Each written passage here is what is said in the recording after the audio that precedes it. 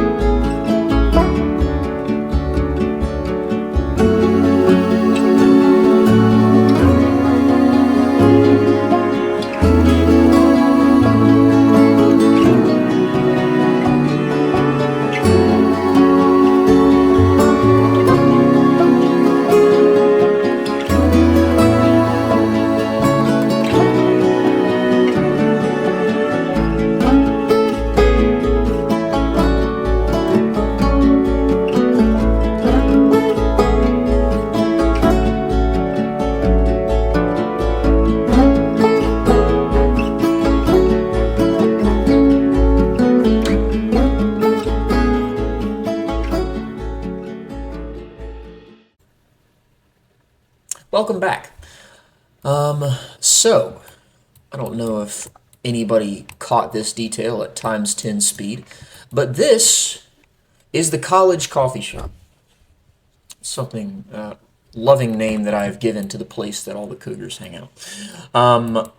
I will admit that I was facing a bit of, I don't know if there's a writer's block, like terminology equivalent for what this is, because it's not writing. But no, I was wanting for inspiration on this one for a little bit. And eventually I kind of came up with this basic idea of this large rock facade. And I am ultimately pretty happy with the way that it turned out. And it seems like, are the Cougars happy with the way that it turned out? Yes, they are. That's fantastic. Animal died.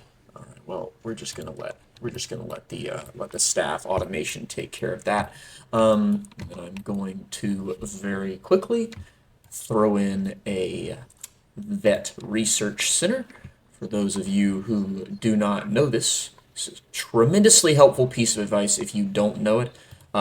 Most of the veterinary research centers are like way, way, way, way, way, way more efficient. If like the closer that you put them, the closer that you put them to, closer that you put them to the habitat. And, I mean, they're not going to be here forever, it'll be here until I finish the, I'm sorry, is that another animal died or is that the same one? Okay, what the heck? Okay, can I just attach this? Is this going to work? I swear, it feels like every time that why are they in boxes? Why? Why? This happened earlier too. I swear, I don't know if this is a bug that has been brought about by the update, but this happened with my Sun Bear earlier too, and I don't know why that happened. Also, for whatever reason, I can't seem to easily,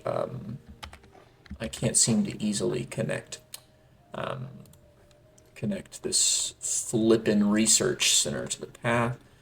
I was just gonna quickly put it in there, and then I was gonna continue talking about the habitat, and then this nonsense happened where it's like just it's not properly connecting, and I don't know why. Let me just obstructed by what? There. Okay, that's not whatever. It's temporary. Anyway, but yeah, this is the final product for this here cougar habitat. Per usual, honestly, I really need to start like working on the peripheral areas of the habitats during the recordings more. I did it for the last one, but for the most part, I don't usually do that. But I'm pleased with how this one turned out. Like I said, you know, college coffee shop. I don't know. Sorry, I'm at a loss for words right now. But as you probably noticed, I basically just copied and flipped over the barrier from the Siberian tiger habitat. I figured there was nothing wrong with it. I really, honestly, really like this barrier. I just went ahead and obviously deleted the tiger print pattern because these aren't tigers. Sorry. Camera's blocking my, all right, well, the lion's den is too small. So I'm going to go ahead and hit pause, and I'll deal with that. I'll deal with that off screen. But camera was blocking the notifications, so I blame you. But oh my goodness. Yeah, we have this fellow, whose name I'm not going to try to pronounce. And then we have his lovely soon-to-be mate. Where is she? Hello? Are you still in the cave? No.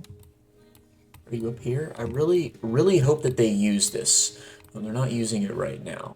But I don't know. At first, whenever I checked the traversable area, they couldn't get up here, which is why I had to add these extra little ramps. I don't know. It's pretty frustrating because they could climb on all these rocks. Not all these rocks, but some of these rocks that are meant to be a barrier. They're literally meant to not be climbed on, and yet they couldn't climb on this very flat, gently sloping rock. Is that?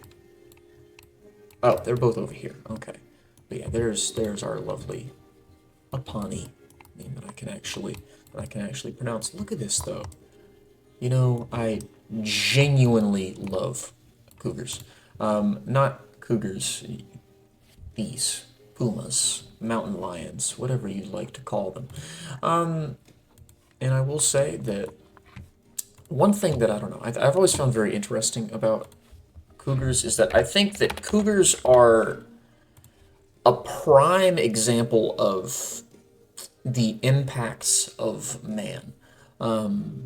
And because I mean, if you look at their quote unquote natural habitat, their natural range, and you see how, I mean, as far as the United States goes, they pretty much live everywhere to the Rockies and westward.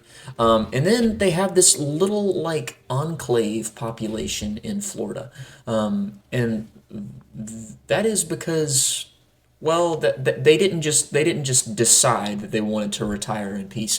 No, they were like, I don't know, these populations used to be connected, and you know they used to live in the Appalachians, they used to live in the Mississippi River Basin, they used to live all across the eastern seaboard. Their range basically covered the entire continental United States, but you know, human expansion.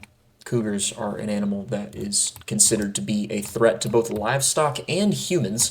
And so back in the day, I'm pretty sure, I don't know if the government actually had a bounty out for them, but a lot of times people would just hunt them just to keep themselves and their livestock safe. And so their native range has since, although it's still very broad, has shrunk pretty drastically in the presence of humans, which is a little bit sad. But I will say that it does create an interesting scenario where maybe if the populations remain isolated for long enough, then you might see different subspecies or even different species entirely. Between, like, specifically with this little Florida Everglades, population of panthers. Panthers is another word for them, obviously. I mean, they're a cat of many names. But I don't know. It's very interesting because it's like also the Florida Panthers are a freaking hockey team in Florida, and it's like it feels weird that of all of the places to put team named after this animal, Florida. But they do live in Florida. Anywho, I've rambled on for long enough. If you have stuck it out to the end, thank you so much. Next time I will be, let's see here. I'm not quite sure what I'm going to be up to next time. Definitely going to be lending some thought to that. Heck, you know what? I might put a poll up.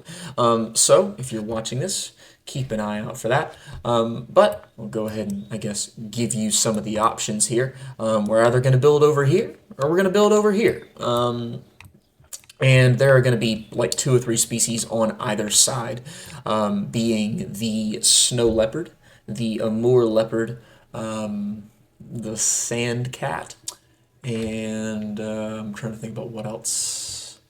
What else? What else? I don't know. Maybe the clouded leopard? Maybe the clouded leopard. But to be quite honest, if there's a cat that's getting cut, then it's probably going to be the clouded leopard. Oh, the caracal. Caracal is the other one that I really wanted to build a habitat for. Anywho, like I said, I am going to be looking to post a poll. So please be sure to subscribe so that hopefully you can partake in helping me make this decision as to what's next. And hopefully I can figure it out because I haven't made any post on YouTube, not video. But I'm a smart guy. I'm sure I'll be able to figure it out. Anywho, y'all have a blessed day, and I will see you next time. Oh, shit.